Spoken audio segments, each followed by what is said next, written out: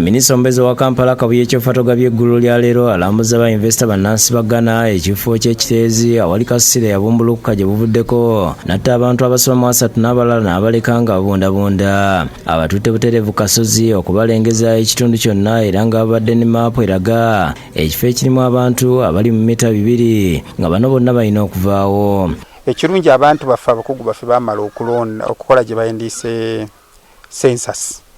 Tumanyi ani nga basala layini kuba layini eyo gye tuyita buffer zone yeyo layini gye tusuubira nti senga kino kati ate kitambula kijjira mu layini eno nekizimba n'obona ne bakola ki nekibasaanyiika kuba kati kiri tosuubira kutambula kudda eri otambula kikola ki kikoma wene era kyovula katujjayo ezo ennyumba ze tugamba nti ezo ziri nabo mu kati y'abaga. Kitegerekese nga ekifo kino kigenda kuzimbibwako n'ekikomera oluvannyuma baseeko ekkolero inaalongoosa kasasiro okumwongerako omutindo okumukolamu ebintu eby'enjawulo omuli gaasi ebigimusa amasannyalaze n'ebirala. Kubanga engeri gye tugenda okukola mu kiteezi ono ate kigenda fuuka kifo kya bulambuzi by the way era abantu baffe abaana basigadde bagenda kukola ssente olw'ensonga temujja nakuddamu kulowooza nti waliwo ne kasasiro. Eno ye maapu yaffe kati bwe tugamba ono ye kiteezi kati naye bwe twapimye nga okudda buli ludda ng'olaba nti luno ekintu kisobola okutambula nono kimukuba nono kimukuba kakati tugenda kuzimba nga twetooloola maapu eno.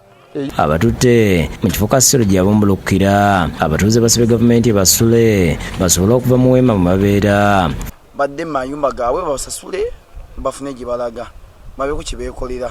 Nze kasita bambala ne bampa ssente nga nvaawo nasigazaawo ente embale bubale zonna ezaali zivaamu ssente zonna baazibikira mu kasasiro. Fred Sepuya ow'ebyokwerinda ekiteezi asanyuseewo olw'enteekateeka ereeteddwa. Nze mpuliddemukko ku ssanyu nti aŋŋambye nti abantu bange ab'enemmanga abatannasasulwa mbamutwalire bonna bagenda kusasulwa.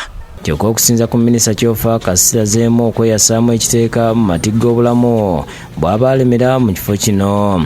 Amazima go gali nti ekintu kino kikyatambula kubanga ne mwenna mukkiriza nti ne gye tuyise olabira ddala nga byeyawudde nga birinze bulinzi kaki kadde. Okusasula abantu bagenda kusookera mu bali mu weema n'abapangisa. Twagala sooka kufulumyamu ababadde bapangisa kuba ye ate omupangisa alina talina kyanoonya kuba yalinga asula mu kayumba oba eno ng'asasula renti ye katuye tugenda bayamba kufuna renti bagende sirapa waki bakyasula mu kampu katusigazeewo bano bannali nannyini maki mayumba ate nabo tubawe tubagamba amugende kuba kati tugalina tumanyi buli muntu ennyumba ye tukupima ne tumanya obugazi bwali bwuma. Bainvestor bano bakulembeddwa mu Joseph Akopong, Steven Bulega yakusekidde Gweno ku Lwabukidde TV.